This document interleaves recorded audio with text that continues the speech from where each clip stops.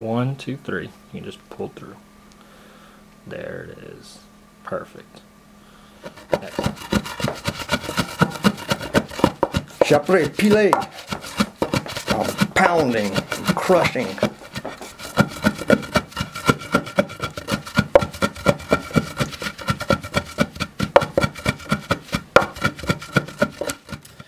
Bonjour tout le monde, ici Drake Leblanc et Ken Doué. Et on est ici aujourd'hui pour la Louisiane. Merci tout le monde qui regarde. Aujourd'hui, je vais parler un peu de l'influence que les Amérindiens ont sur les colonies dans l'époque dans la Louisiane. Donc, moi, je pense que Ken Doué est un expert de l'histoire des Amérindiens, les Créoles et les Cajuns dans la Louisiane.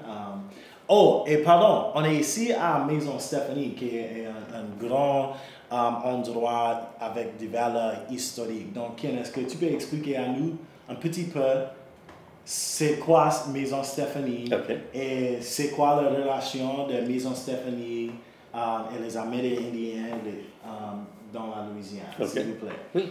Alors, dans environ 1845, Martin Dural arrive ici en Louisiane grâce à le roi d'Espagne et au gouverneur espagnol Galvez, qui lui donne 1400 hectares de terre sur le bayou Teche.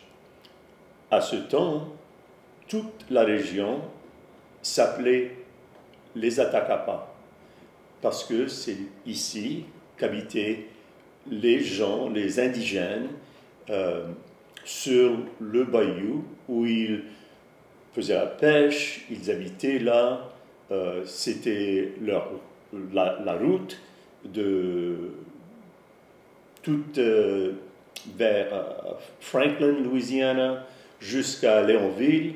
C'est sur ce bayou que tous les Indiens de ce temps habitaient, travaillaient la terre, pêchaient. Et on a encore le bonheur de trouver de temps en temps des choses de cette période. Par exemple, des fois, on réussit à trouver soit un petit morceau de poterie,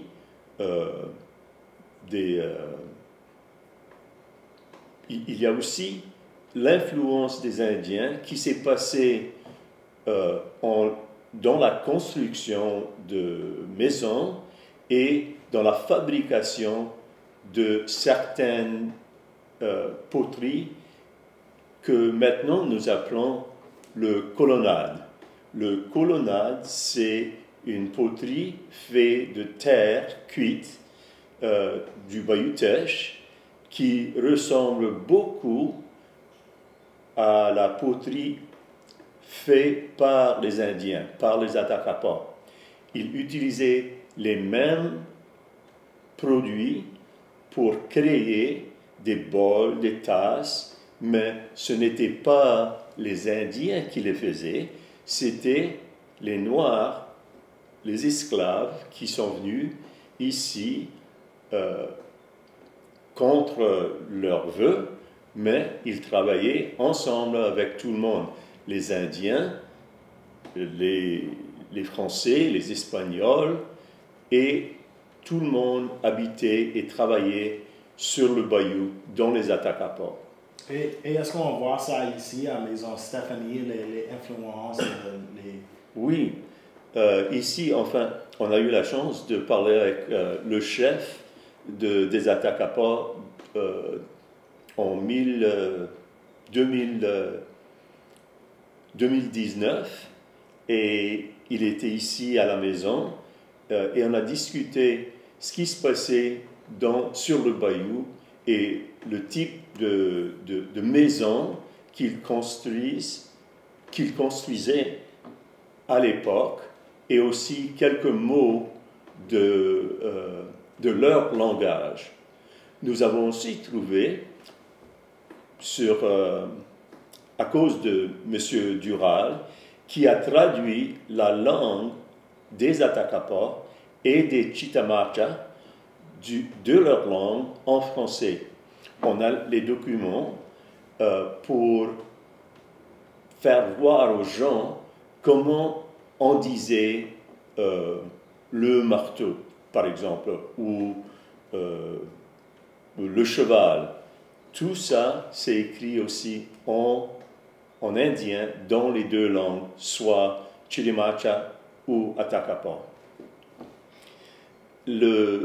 L'autre chose que nous avons appris à faire, c'était des choses par exemple, pour la nourriture.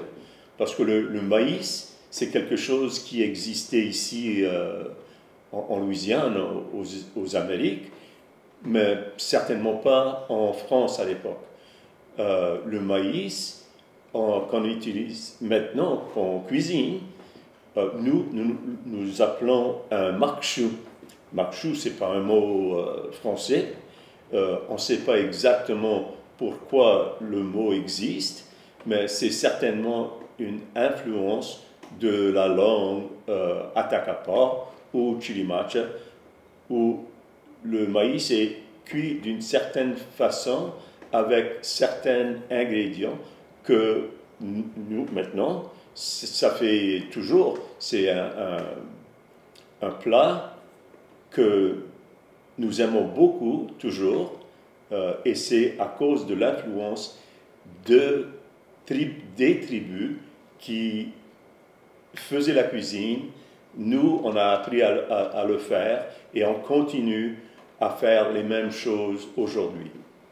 Il y a deux choses que j'ai besoin mon dernier jour sur Terre, et c'est des chevrettes et des corn makchou, de maïs makchou, vraiment.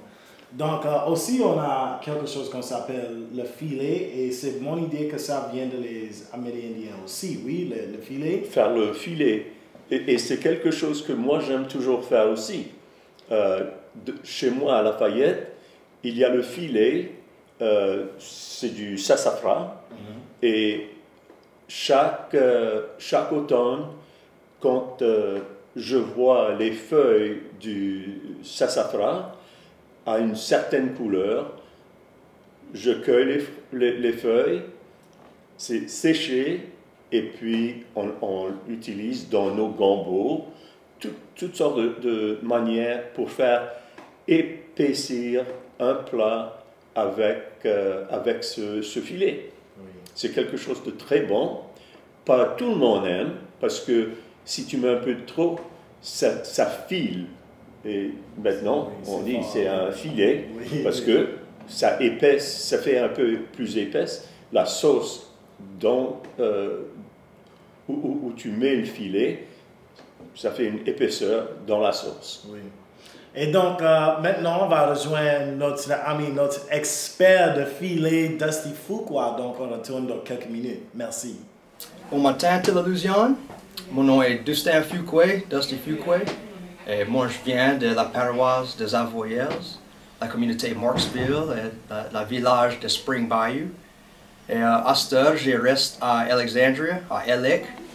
Et pour mon ouvrage, je suis l'anthropologue et j'ai travaillé au parc de la rivière au Cane River Creole National Historical Park au Natchitoches. Et moi, je l'aime de ramasser de sassafras et de feuilles de filet. J'ai appris cette tradition de feuilles de filet de mon ami John Oswald Colson, l'homme de filet, the filet man. Oh, c'était 12 ou 13 ans passés, j'ai appris ça. Et j'ai appris parce que c'est très intéressant de moi.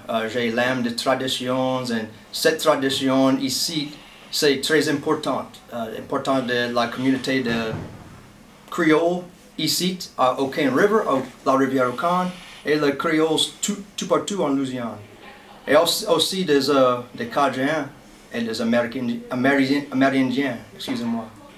C'est important de moi parce que c'est une tradition qui après vive, it's still living. Et c'est très precious, très precious.